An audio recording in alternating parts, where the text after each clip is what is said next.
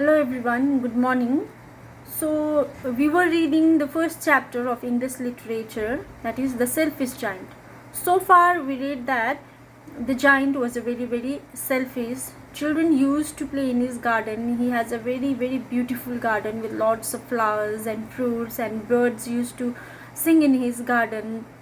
Children were very happy, but children used to go in that garden only in his absence, because the giant went to his friend for 7 years. So when he came back from his friend's place, he found out that children were playing in his garden, and he became very angry. So he made a huge wall around the garden and put up a board which has written, "Trespassers will be prosecuted." So after the children had stopped playing in his garden, the giant's garden, there was no flowers, no fruits, no birds used to sing over there. There was only winter season. All around the city, in every garden, there was spring, there was autumn season, flowers were there were huge lots of fruits were there, but only in giant's garden nothing was there. In his garden there was only winter season, and only the snow, wind and the frost was there. His garden was full of white color because of winter season. So we'll continue from here. One morning, the giant was lying awake in bed when he heard some lovely music. It sounded so sweet to his ears that he thought it must be the king's musician passing by.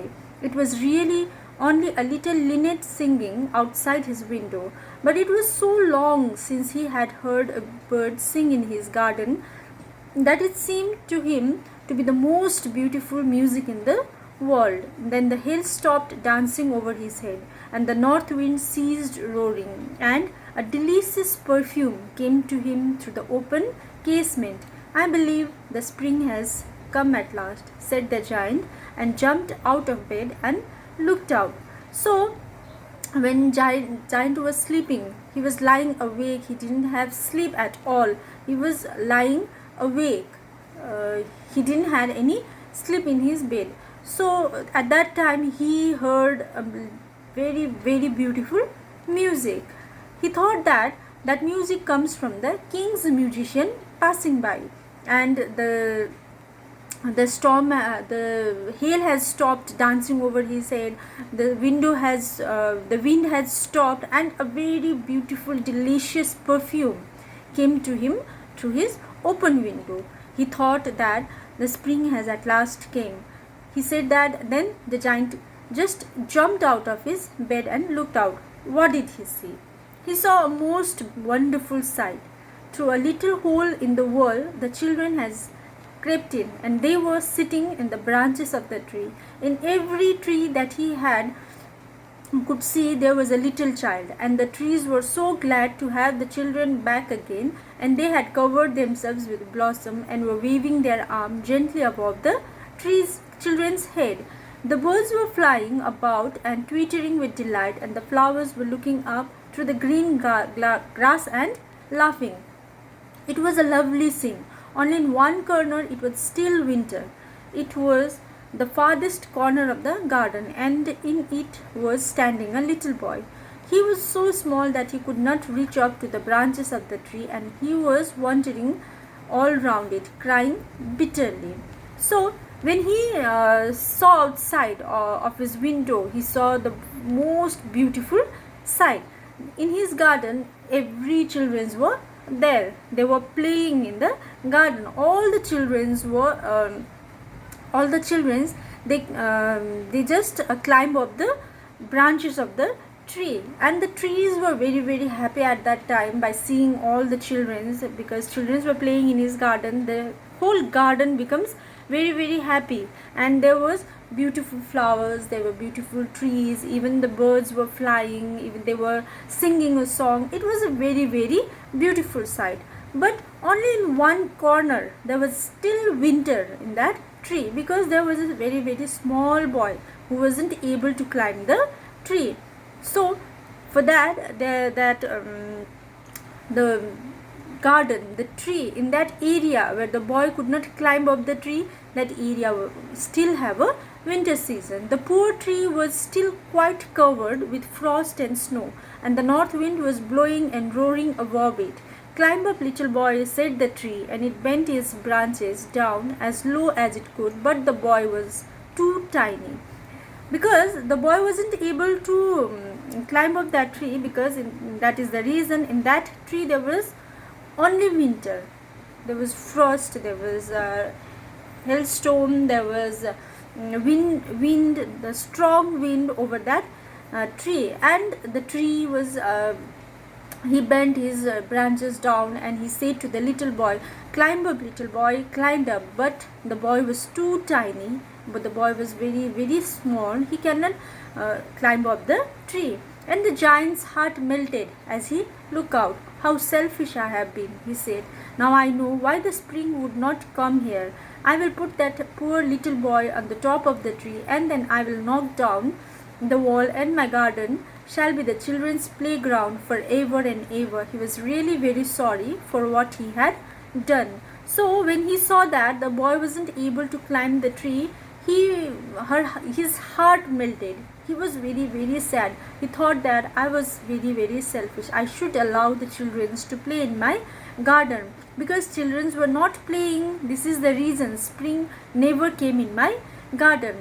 Now I will put that boy on the top of the tree, and then I will knock down, I will destroy the wall around the garden, and I will make this garden children's playground forever and ever. He was feeling very, very sorry.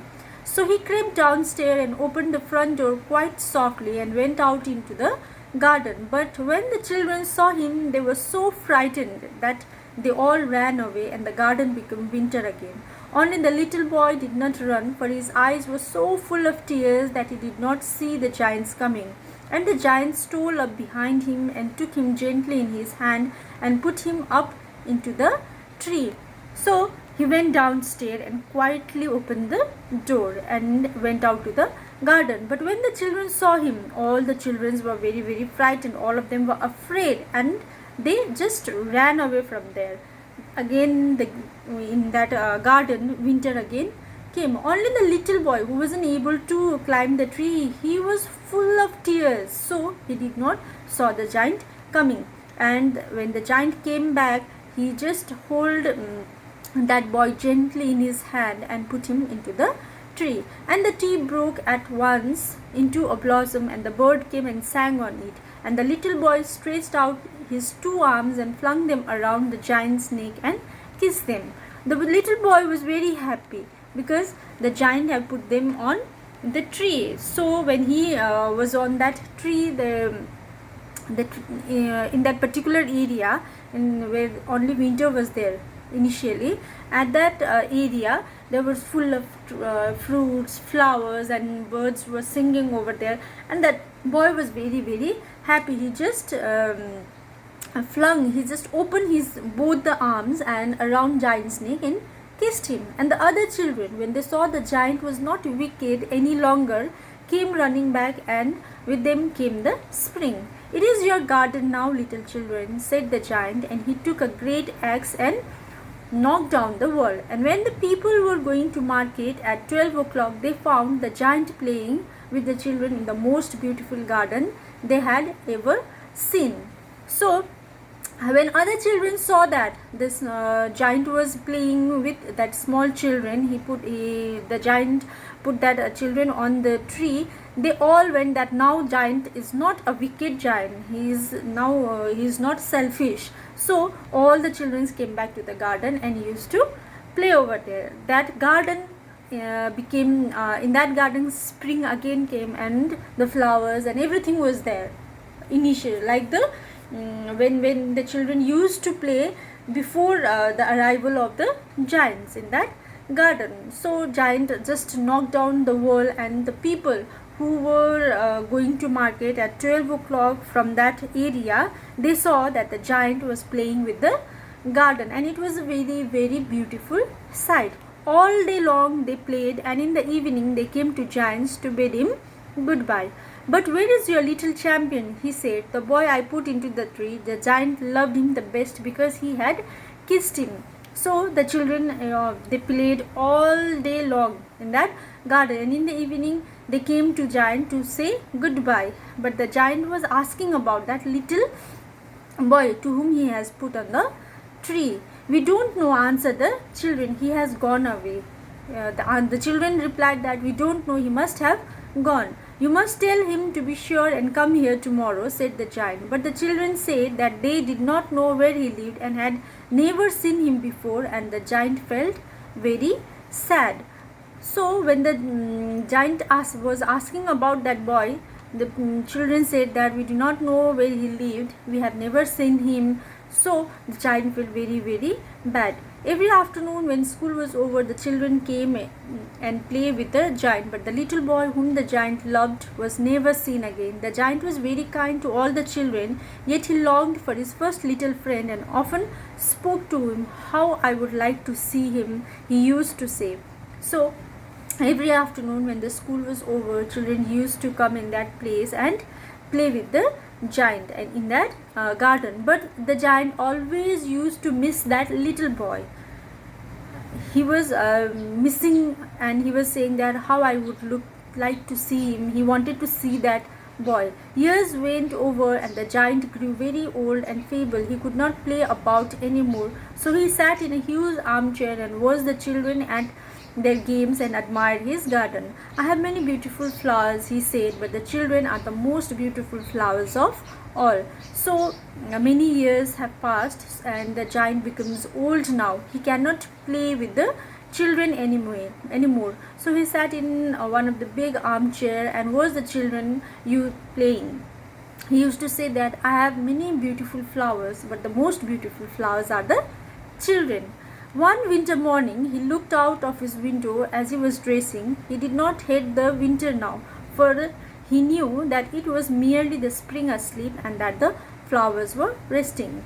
So one morning he just looked out of his window. It was winter. It was a winter season. Actually a winter season. Now he did not hate winter season. Suddenly he rubbed his eye in the wonder and looked and looked. It certainly was a marvelous sight. In the farthest corner of the garden were a tree quite covered with lovely white blossom. Its branches were all golden and silver fruit hung down from them, and underneath it stood a little boy he had loved. So when he was looking at the winter season in his garden, he wasn't sad at all because he knew that spring would come. But looking at the corner of the garden, he saw that little boy whom he had loved a lot. That little boy was there, and in that corner only it was spring again in that garden. There was beautiful flowers, there were beautiful golden fruits, and there was wings, there was birds playing over there.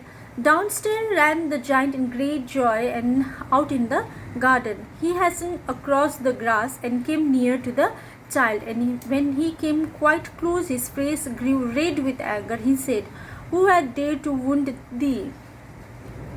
For on the palm of the child's hand were the print of 2 nails, and the print of 2 nails were on the little feet. So when he saw that little child in that garden, in the corner of that garden, he felt very, very happy, and he came running outside. So when he came near that boy, he became very, very angry. His face became red. He said that, "Who hath dared to wound thee? Who dared to wound you, child?" For on the palm of the child hand, the hand of the child's, the palm of the child's had 2 print of nails, and in the feet also. His feet also had a print of 2 nails. "Who had dared to wound thee?" cried the giant. "Tell me, that I may take my big sword and slay him." He was very angry by seeing the prints of nail in the boy's hands and feet. So he again said, Who dared to wound you?" Cried. He just cried in anger, and he said that, "Tell me, I will take my big sword and slay him. I will just kill him." "Nah," answered the child, "but these are the wounds of love." The child said, "No, these are the wounds of love. These are not the wounds of nails and all. These are the wounds of love." The small child said that. "What are those?" said the giant, and a strange awe fell on him, and he knelt before the little child. "What is this? What type of art is this?" said the giant, and he just fell down and knelt before the little child. And the child smiled on the giant and said to him, "You let me play once in your garden. Today you shall come with me to my garden, which is paradise." The small child, that child said, he just smiled to the garden and giant and said that, "You let me play once in your garden. Now it's your turn to play in my garden, and my garden is in paradise." And when the children ran in that afternoon, they found the giant lying dead under the trees, all covered with white blossoms. So when the children came over there, they saw that the giant was lying dead under the tree and all covered with white blossom. So this is the end of the story, and the story is all about the selfish giant, the garden, the children's. And I will again give you one summary on this chapter. Till then, please write down in your own words the summary of the giant, the selfish giant. Then we'll do some exercises. Thank you.